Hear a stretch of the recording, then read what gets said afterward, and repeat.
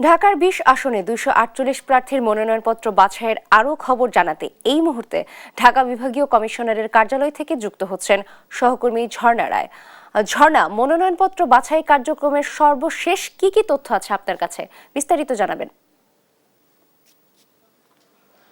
নাবিলা, সকাল ৯টা থেকে ঢাকা বিভাগীয় কমিশনারের কার্যালয়ে মনোনয়ন যাচাই বাছাইয়ের প্রক্রিয়া শুরু হয়েছে। এখানে সকাল থেকেই প্রার্থীরা আসছেন, এখানে শুনানিতে অংশ নিয়েছেন এবং কারো কারো বৈধতা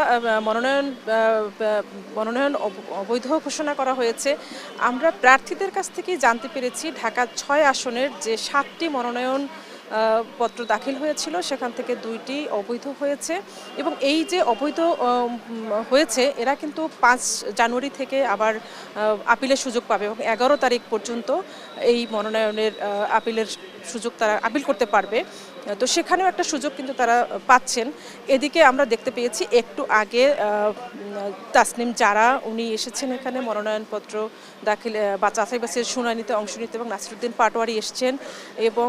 আরও অনেক প্রার্থীরা এখানে কিন্তু এসছেন আমরা দেখতে পেয়েছি এবং শুনানিতে যারা যারা অংশ নিয়েছেন তারা অনেকে বেরিয়েও যাচ্ছেন এবং আমাদেরকে বলা হয়েছে বিভাগীয় কমিশনারের কার্যালয় থেকে যে বিকাল ৫টার পরে হচ্ছে ওনারা মানে যে চূড়ান্ত রিপোর্ট ওনারা দিবেন কতজন প্রার্থীর মনোনয়ন অবৈধ হলো এবং বাতিল হলো এবং বৈধতা পেল, এই পুরো হিসাবটা কিন্তু আমরা ৫টার পরেই পাবো। এদিকে আপনি দেখতে পাচ্ছেন যে এখানে অনেক প্রার্থী এখানে এসছেন, কেউ ঢুকছেন শুনানিতে অংশ নেওয়ার জন্য, কেউ বেরিয়ে যাচ্ছেন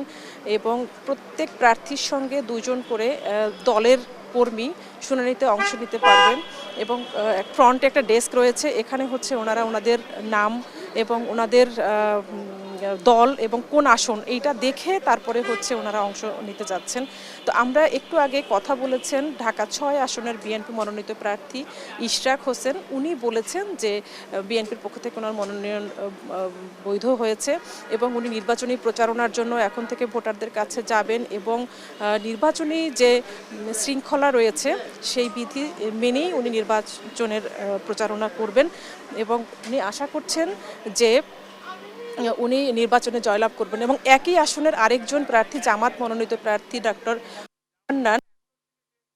আমাদের সঙ্গে কথা বলেছেন, উনিও বলেছেন যে নির্বাচনী আচরণ বিধি মেনেই হচ্ছে উনি অংশ নেবেন এবং এই প্রথমবারের মতো জামাত যে অংশ নিচ্ছে এবং ওনার আশা উনি